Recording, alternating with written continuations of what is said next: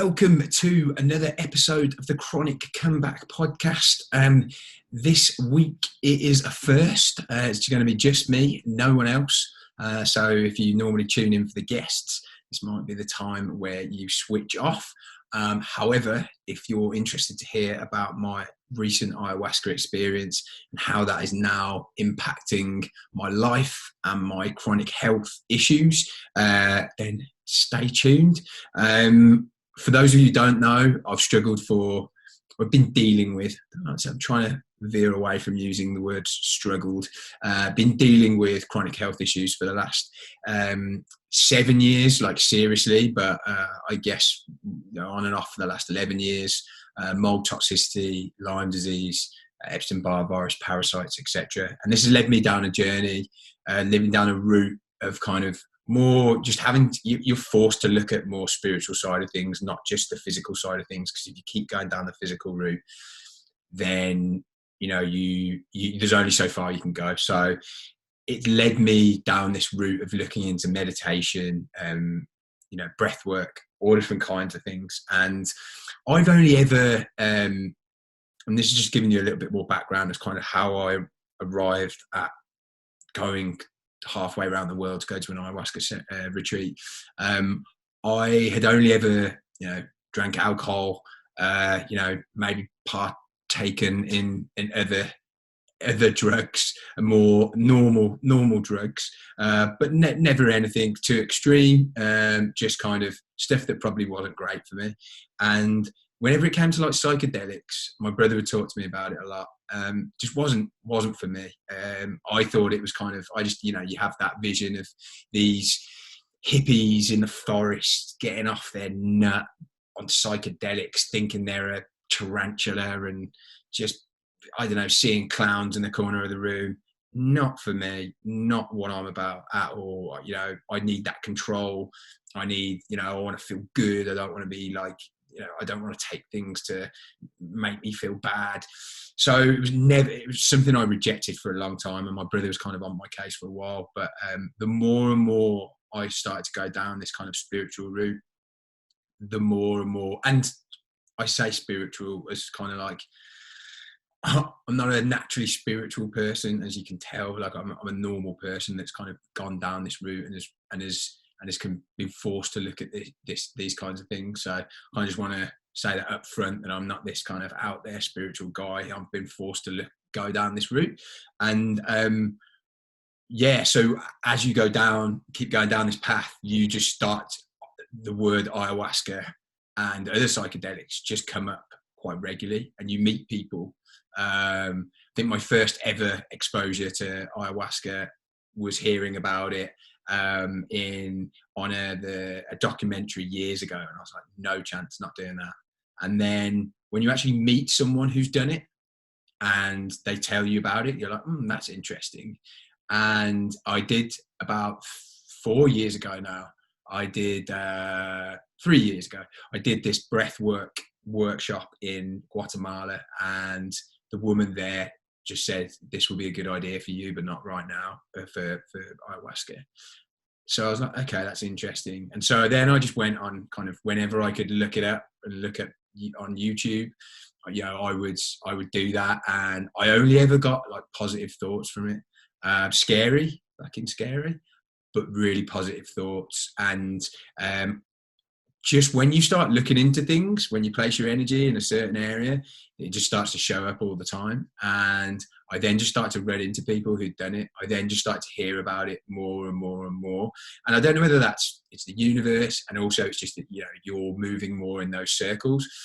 And I think the clinching, I'd already decided I wanted to do it, but it was kind of a case of when. And then I just started to have people on the podcast that started to talk about it. And Felix Durden, which is one of the previous podcasts, said he healed his Lyme disease with ayahuasca. And for me, that story, and then on another episode with Kelly Tennant, look those guys up on my episodes, she was also talking about how psychedelics and ayahuasca kind of changed everything for her. So for me, this wasn't about, I'm going to go and heal myself. I was about, I know there's something mentally that needs to change for me in order to recover, and it's something I need to work on. It's taken me a long time to get there, and I just kind of knew that ayahuasca would. I thought that it would kind of help me with that. I didn't think it was going to be a magic bullet. You know, I kind of hoped deep down, but I didn't think that was going to definitely be the case. But I thought it could help, and I'm up for. I've done so many things, so many. I'm not going to list them. They just haven't even done anything, and so I was just like, look, this is just at worst case, this is something else I'm going to cross off the list. So that's why ayahuasca. That's why now, and it's May time I'm recording this, and my last ceremony I did was in March, so this is 2 months afterwards. So this retreat in particular, I was looking into one in Peru. Because of COVID, we couldn't go, and I was on my way to Mexico anyway. And the owner of the retreat, a guy called Jose, I had to pronounce it like that because everyone was pronounced like that. As I did it, I thought I sounded a bit stupid. Anyway, he emailed me saying we're launching one in Mexico, and it just happened to be 3 hours from where I was going to be, 2 weeks after the thing I was going to Mexico for. It was after that. So I was like, there's no coincidence here. This is like something I have to go and do. And kind of had the 1 week option or the 2 week option, and typical of how I would normally do things. If I'm going to do it, I'm going to go all in. And I've never really done psychedelics before. And the ones I have done hadn't gone so well. I'd done like a dodgy mushroom shake on the beach in Thailand when I was very drunk, and had done a bit of San Pedro with my brother before, which I did not enjoy. So yeah, my experience up until that point wasn't great. Just worth mentioning that this retreat was half peyote, which is a psychedelic derived from a cactus found in Arizona and Mexico. And also there was a chance to do the most hallucinogenic substance known to man, which is 5-MeO-DMT, Sapo, which is anyway, the reason why I'm raising those is because originally I was going to do an episode just to talk about the whole thing, but it's just too long. So I'm probably going to do another episode to go into those side of things, because they do play into the ayahuasca stuff, but I want to speak specifically about ayahuasca because for me it was the best part about the retreat. The others definitely played their role, but I think it's important just to focus on this. So the retreat's called Arcana. I'll include the links in the notes. They're amazing, really good guys, and the people they attract are amazing as well. So I can, I'm kind of already spoiling whether it was a positive experience or not, but as you can tell, it definitely was. So there were 4 ayahuasca ceremonies, and I'll talk you through kind of each of them and what they did. So how I feel. I'll give you an idea of kind of how I feel that is helping me recover and just in my life. So first ayahuasca ceremony was, I've had to write some notes down because there's a lot going on. You go in there, and you go in there at about 8 p.m. At night, and you are all in kind of like this. It's normally a circle, but it was maybe in a rectangle. You've got these mattresses, and the shamans sit in the middle. And there's a lot of like ceremonial stuff, and there's a lot of nervousness in the air. And at that point, I'd already done some psychedelics earlier on in the week, and I'd kind of had some pretty crazy experiences. And that day, I'd done the 5-MeO-DMT, which had opened my eyes. If there was ever any doubt in my mind of crazy magic shit, that had kind of, there was no doubt left. However, I still kind of was a little bit, the experience I'd had up until that point, I wasn't sure whether this was all for me. I was doubting myself. I was like, maybe this isn't the right thing for me.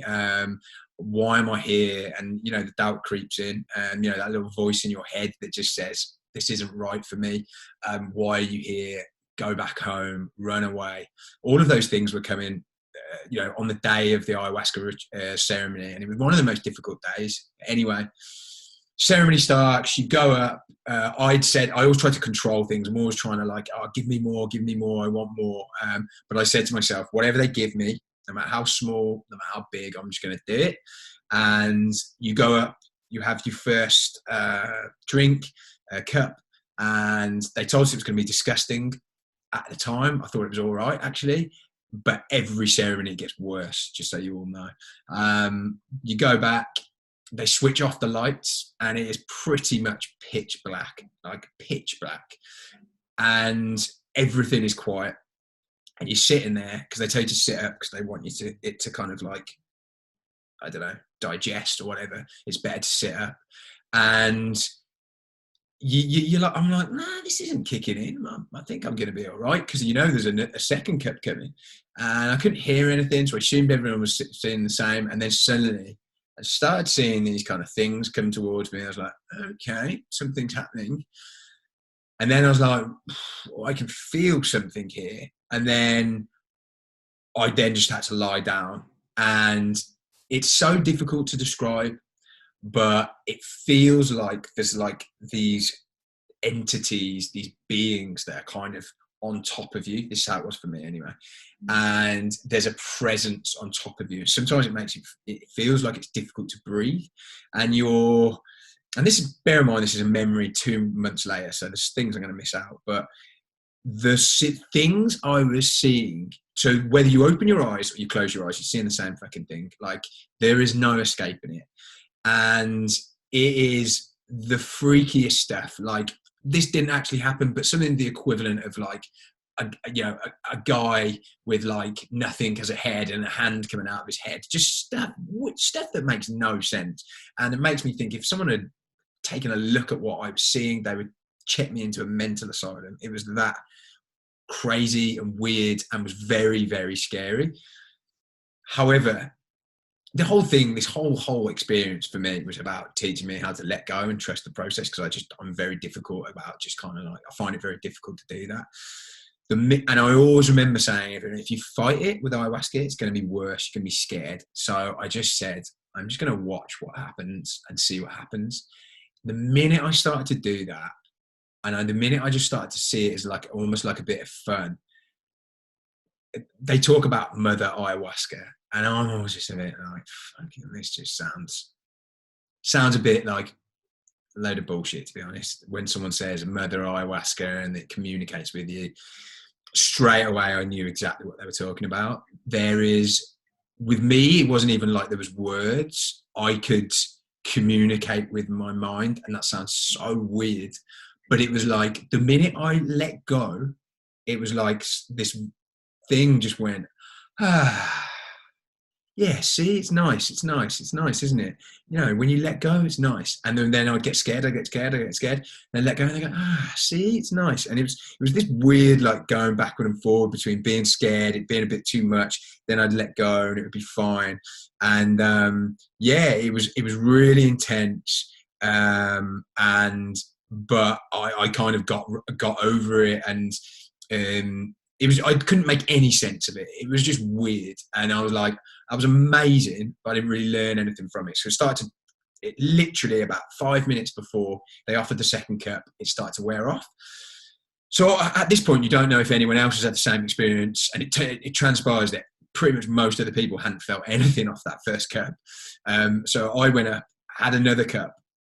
So did everyone else. This time it was completely different. There was still hallucinations, there was still stuff like that, but it was a lot more, it was just so emotional. And I'm not an emotional person, as anyone who's listening to this and watching this can attest to. Like, I'm not someone who's just gonna cry, break down and crying. Like, it's just, I can count on one hand the number of times I've cried in the last 10, 15 years. And that's not because I just feel like there's never really a need. I hadn't really got a problem with that. But the emotions I felt in that second cup, and it was things like people in my life, friends, people in my life that are really, really important to me just came into my mind, and I just started crying.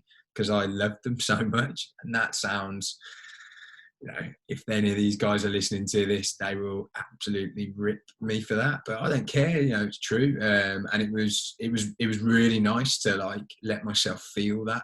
And again, that sounds weird, but it was nice. And I'm not afraid to say that it was cool. And it felt nice to feel that much. Because I think a lot of the time, we're all just rushing around.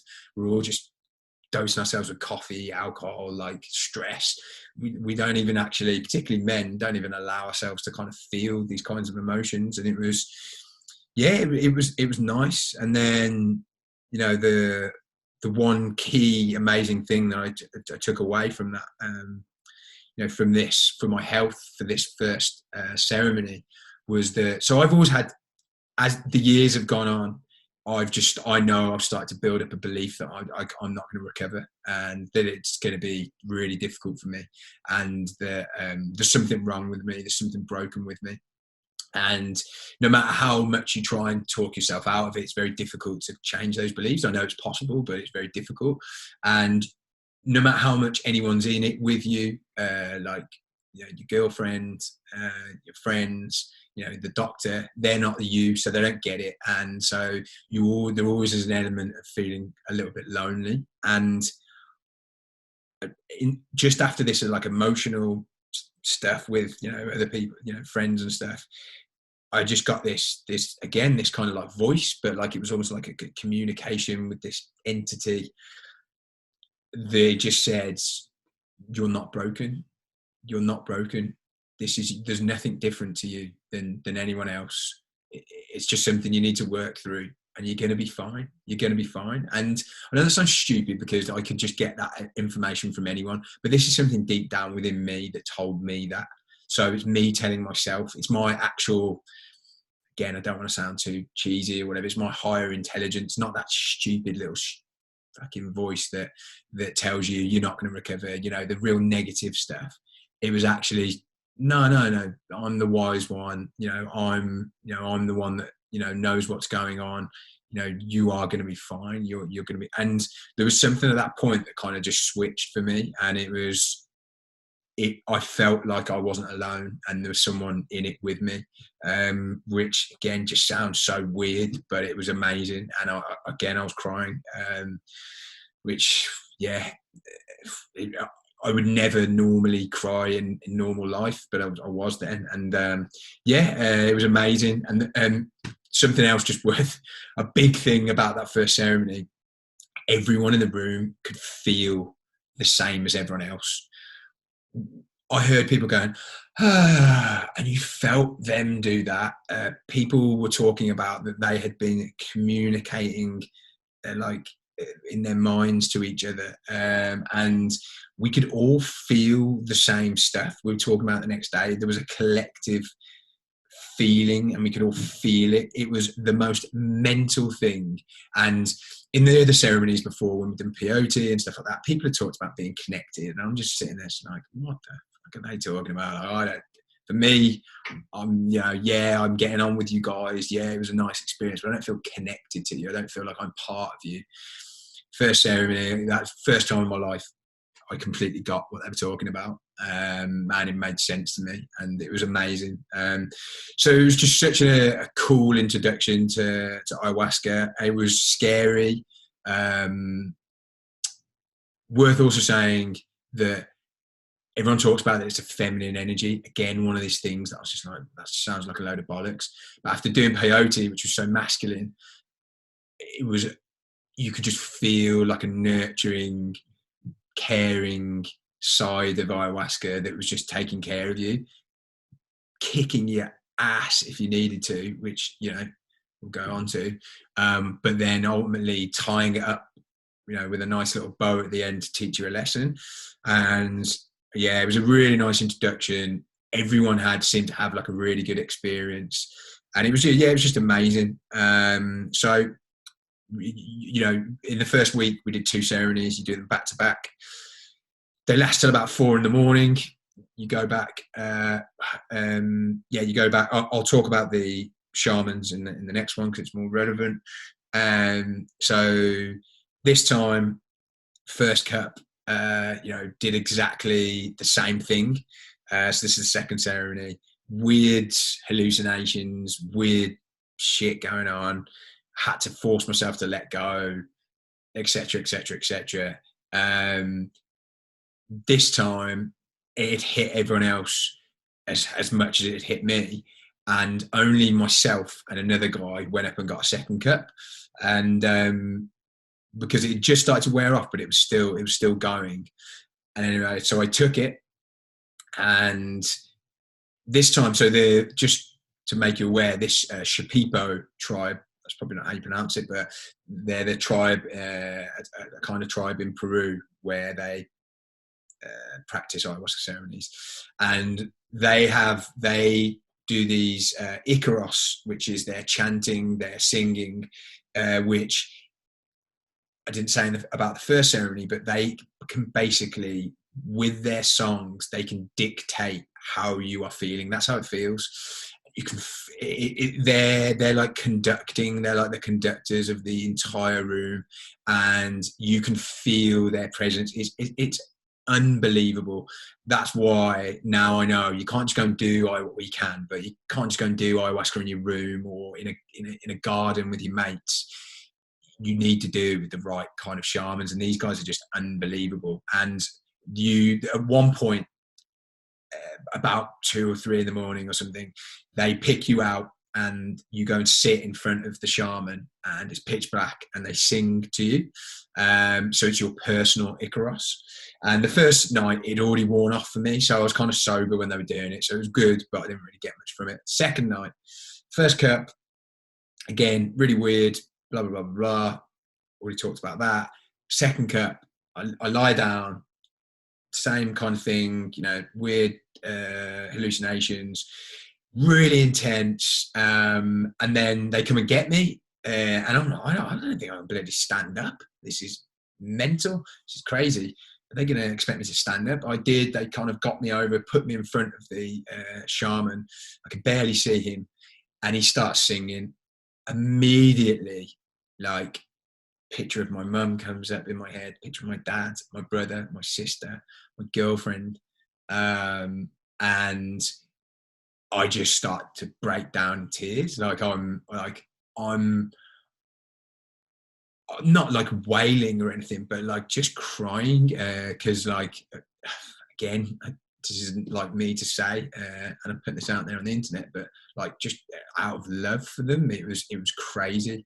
It was unbelievable, and I don't think I've ever felt that strongly in my whole life throughout that entire his song, which lasts about 4 minutes. And then when other people were having their personal Icaros, there were people who were crying like in pain because it was that bad, and I could feel their pain. It was crazy.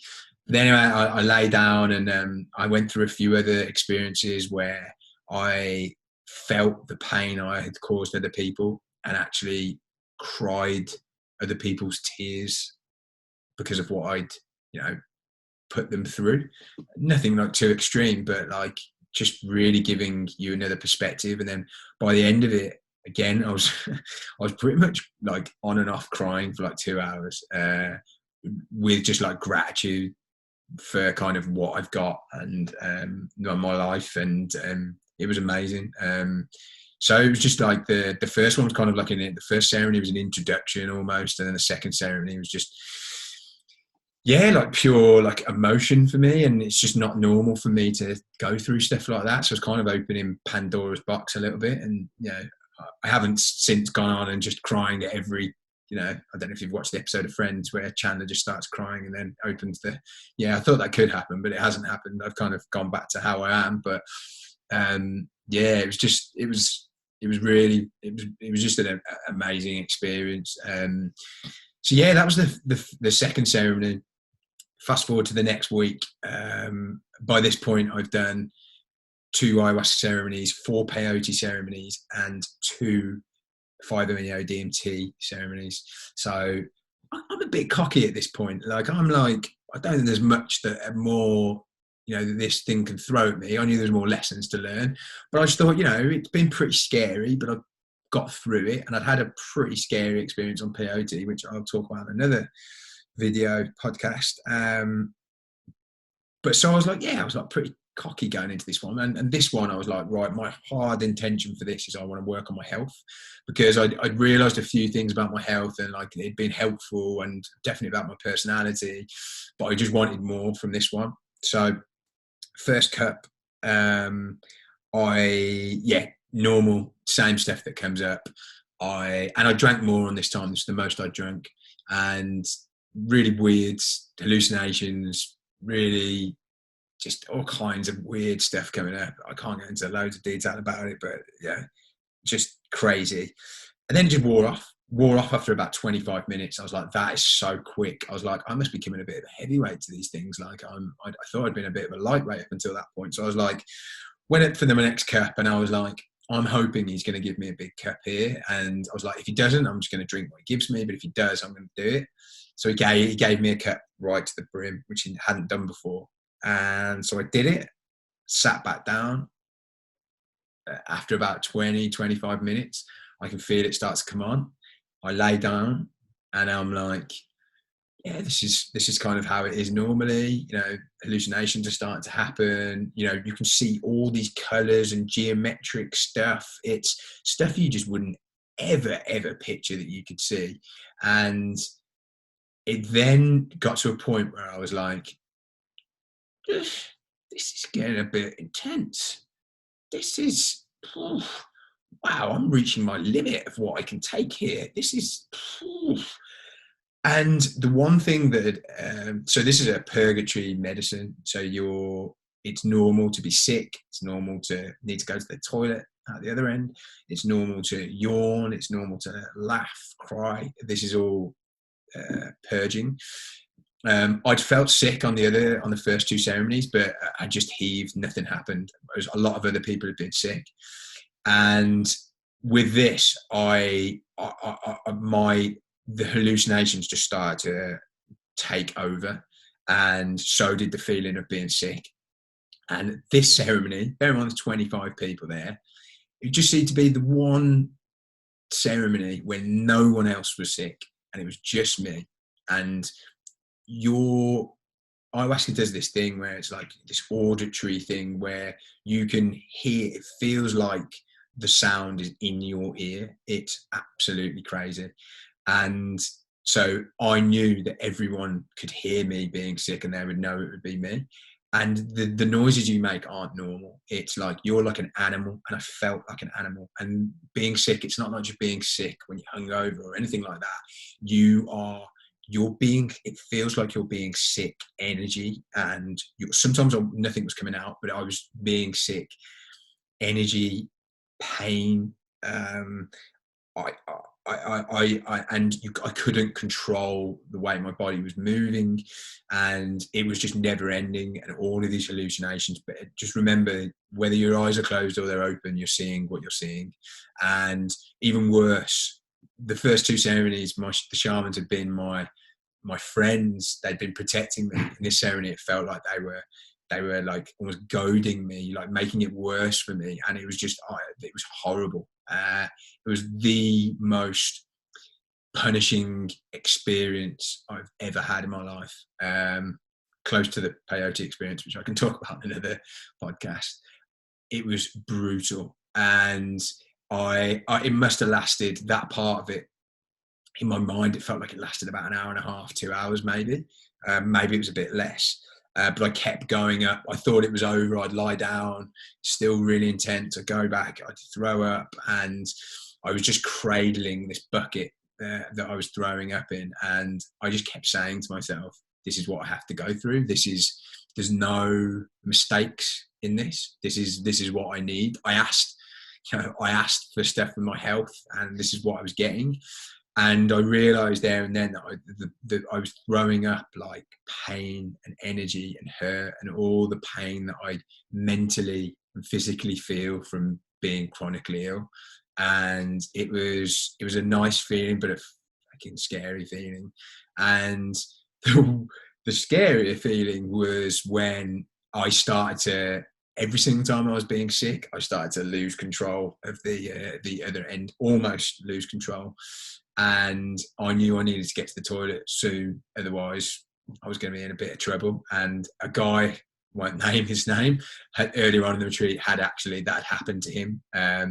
So the minute it calmed down slightly, I went to the toilet, and there I sat for about 2 hours, still massively hallucinating and just being sick and going to the toilet on and off. This might sound like the worst thing that could ever happen to a person, but in that 2 hours, as it started to wear off, what happened was that you start to get all of this information. This is what ayahuasca does for you. You just get all of this insight. It strips all of the bullshit away, and all of the doubt, the anxiety. It just tells you how it is. And for me, I just realized this was me. This is my body saying, you've abused it over the years, alcohol, late nights, working too hard, but then also all of the mental, the bad thoughts, everything that's toxic. I've been doing it to myself, and this was, it was almost like, and again, you're communicating with this thing, and it's just saying to you, look, we can do this again. You can go back, you can make the same mistakes, but we can do this again. But we're going to be right back here.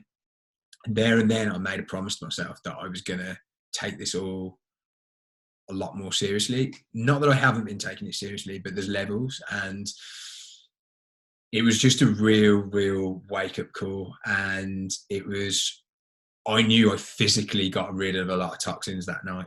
So physically it was great. But then having that at the end, it was a truly brutal, traumatic experience, but amazing. And I just feel, when you look at those three ceremonies, what I went through, the first one just introducing to me it all, feeling connected, all of that kind of stuff. The second one, just pure emotion, tapping into emotions I almost didn't even knew I had. And then the third one, just giving me that real, raw, brutal, horrible experience that I needed to go through to help me get to certain realizations. So yeah, it was horrible, but what I needed. And that's what they say. They say, ayahuasca doesn't give you what you want, it gives you what you need. And I definitely realized that after that ceremony. And so the final ceremony, I was a little bit kind of scarred, let's say, from the third ceremony. And I did a first cup, and then the second cup, I just did a little bit. And I felt like I'd got a lot at that point, and I didn't want to push it too far. And in retrospect now, 2 months on, do I wish I'd kind of like gone a bit harder on that last one? Yeah, I do. But at the time, I just felt like I didn't need it. So the last ceremony was, again, I had a lot of kind of like weird hallucinations. There was some like cool things that happened, but nothing really of note. So yeah, it was absolutely, the whole experience was like nothing I can describe, even though I just have. But it doesn't even touch the surface of what actually happened, not to mention the other psychedelics that were involved as well.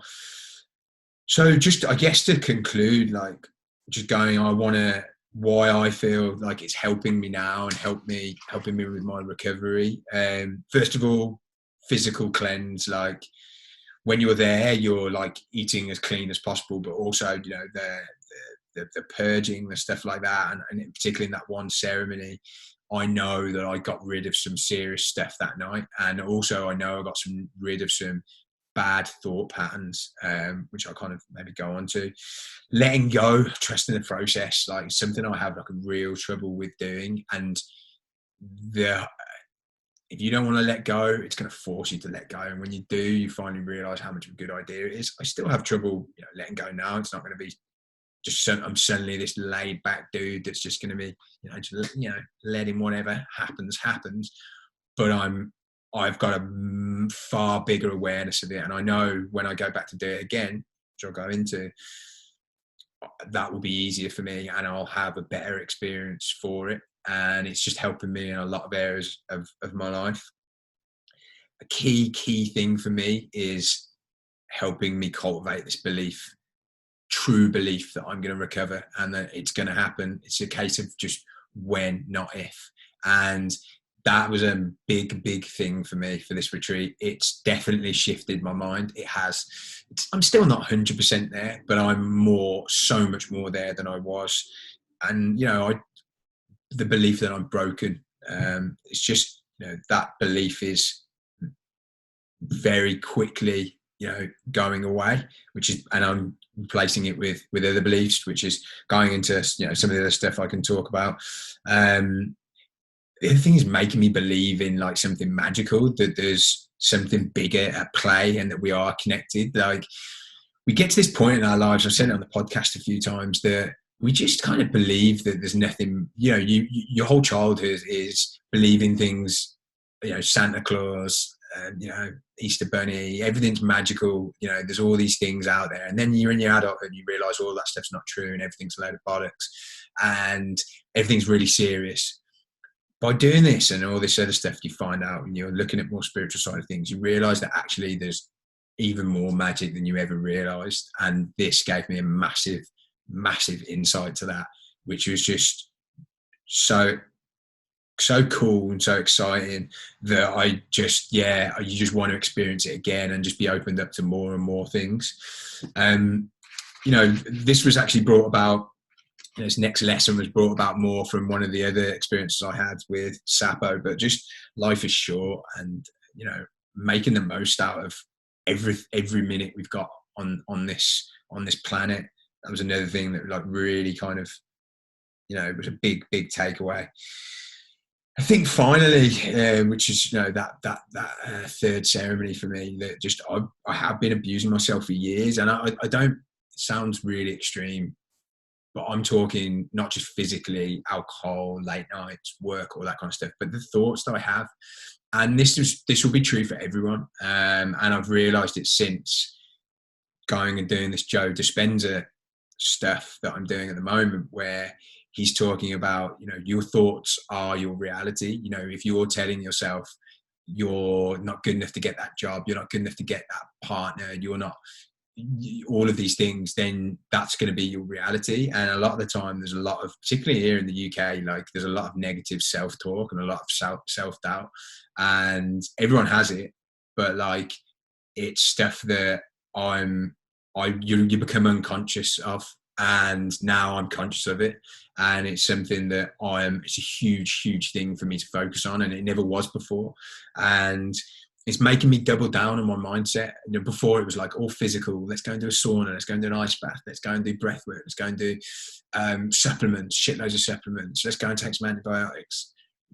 I still want to do physical stuff, but it has to be combined with working on my mindset, because when I'm beyond this, I want to be better than I was before. I don't want to be what I was before. And that's going to mean, and it's going to bring me all the other things that I want in my life, which is exciting, and motivates and inspires me to kind of do the stuff I've got to do every day. And that's the final thing. What this has given me is the motivation to do what I need to do every day. And since I've been back, I think I'm on now like day 40 maybe of doing this routine, where I'm pretty much doing this routine of meditation, stuff for my health.